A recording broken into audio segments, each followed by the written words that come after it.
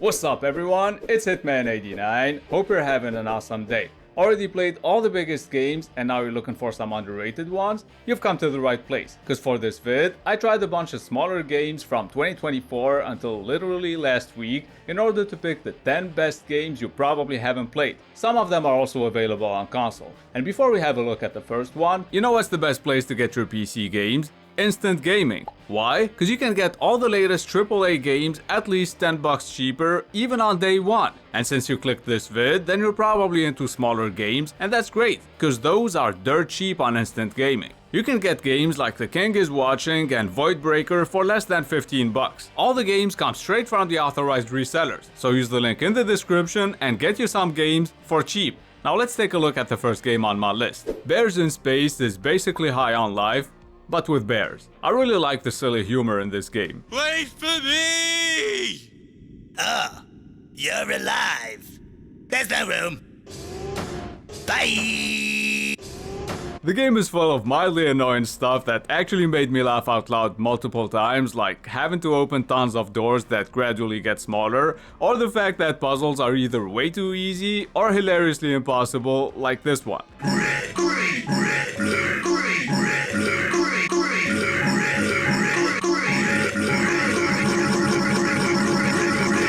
There is a good weapon variety, shooting these robots is fun, and overall, this is an excellent game to play while waiting for High on Life 2. Next, we have Mind's Eye.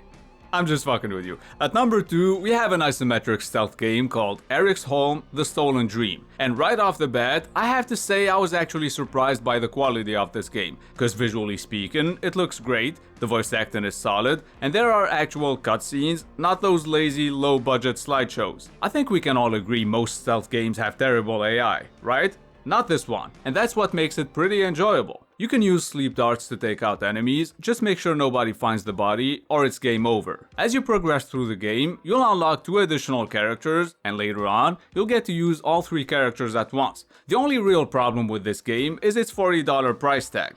In my opinion, that's what prevented this gem from blowing up and being discovered by more players. So all I can say is, try the demo while waiting for a sale. Just by looking at it, you'd think Monomyth came out 20 years ago, but believe it or not, this is a 2024 game. The gameplay is where it really shines though. You can pick up all kinds of objects, throw them around, or actually use the physics to your advantage by piling up crates to make some sort of stairs. This way you can reach hidden treasure chests and sometimes even create shortcuts to avoid enemies. Personally, I wanna level up as much as possible, so I fight anything that moves, but the combat system is just mid.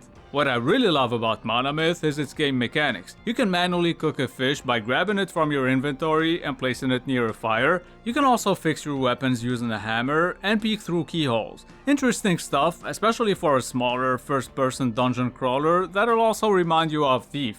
But if you want to enjoy the game, then don't rely on stealth too much, cause as you can see, the AI is just dumb. I mean, look at them. By the way, let me show you something that made me laugh my ass off. I was fighting this orc, then I Spartan kicked him and closed the door. I thought he would just get back up, open the door and keep fighting me, but nah, this dumbass decided to take off. Anyway, in terms of classes, there aren't any. The way you spend your attribute points determines what you can and can't do. Alright, let's completely change things up, cause at number 4, we have Slackers: Cards of Glory. In this game, you only have one mission. Get some beers before the city store closes. Sounds easy enough? Well, to do that, you'll have to ride a shopping cart downhill, collect some beer cans on the way, cause that's basically your nitro, and if you make it in one piece, crash into the store. I recommend playing this game with a friend, even taking turns on the same computer, cause it makes it 10 times more enjoyable. And I know it might look stupid like this, but trust me, even my brother who hated the game at first, changed his mind after a couple of races. At some point, he really had to go, but he kept saying, "One more." That's how fun and addictive Slackers: Cards of Glory is. Now, I don't know if you heard of a game called Crimson Snow 2023. It's basically Alien Isolation, but instead of aliens, you'll have to hide from a crazy goth chick. And that's how I found out about the Inn-Sanity, a psychological thriller made by the same devs who seem to love goth chicks. So do I.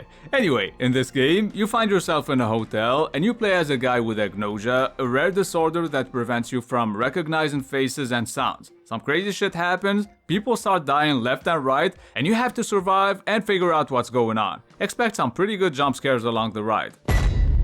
I mean, they're decent. Let's just move on to the next game. Deadzone Rogue is a roguelite FPS where you wake up on a colony ship with no memory of who you are, why you're there, or even what you have to do. Well, the answer to the last question is kill tons of robots. That's what you have to do. The concept is simple but effective. Take out all the enemies, unlock better weapons and perks, move on to the next area and do the same thing. If you die, you'll have to start all the way over. Yeah, it's a roguelite. Anyway, Deadzone Rogue also supports co-op. I've only tried it in solo and I think it's really good. That's why it's on my list. Next, we have the Scouring. I'm a huge RTS fan, especially the old school ones like Age of Empires and Rise of Nations. You know, the ones where you actually get to build town halls, collect resources, train a bunch of units, and destroy your enemy. The Scouring went into early access a couple of weeks ago, so right now there is only skirmish mode, but it's already really good. First game, I got my ass kicked by the AI, cause I was chillin', I really didn't expect them to attack that soon, but they did. They raided my base with a big ass army and destroyed everything within a couple of seconds. The second game, I got the hang of it, so it went much better.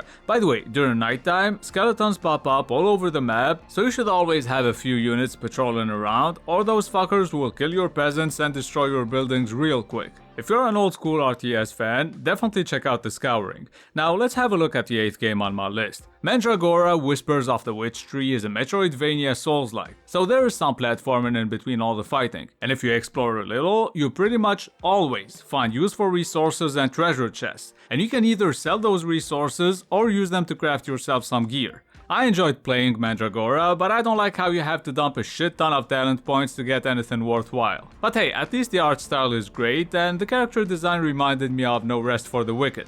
Now let me ask you a question. Ever wanted to be a cop, arrest people for no reason and make their life a living hell? Yeah? Then the Precinct is what you need. Just kidding. I mean, you can totally do that, but just like in real life, you're not supposed to. The fuck is this guy doing?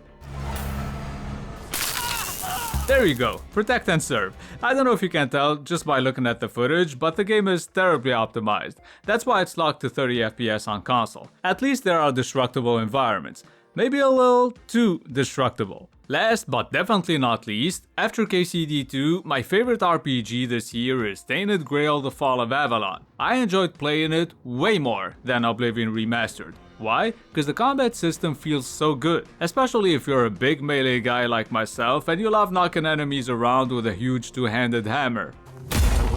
I love how challenging the game is, and it gets even harder during nighttime, cause that's when the weirdness takes over, turning humans into weird beasts, and spawning a bunch of ghosts and other enemies, like this big ass weird knight that killed me in 2 hits. Too bad Tainted Grail doesn't run great on console. There's a lot of tearing and stuttering, and that's why the best place to play this is on PC. I really hope they manage to fix it soon so more people can enjoy it like I did. And those are the most underrated PC games you should check out. I'm sweating like crazy, it's hot in here. Anyway, if this video helped you find some new games, then give it a thumbs up so it does well, and I make another one sometime in the future. Oh, and if you know of any hidden gems that I didn't mention, please post them in the comments. It's been Hitman89, have a good one. I ain't the one to fuck with, now they looking nervously, and I don't really care what you think of me respectfully. You can kick rocks if you think you're fucking better, see, I will outwork you, turn you to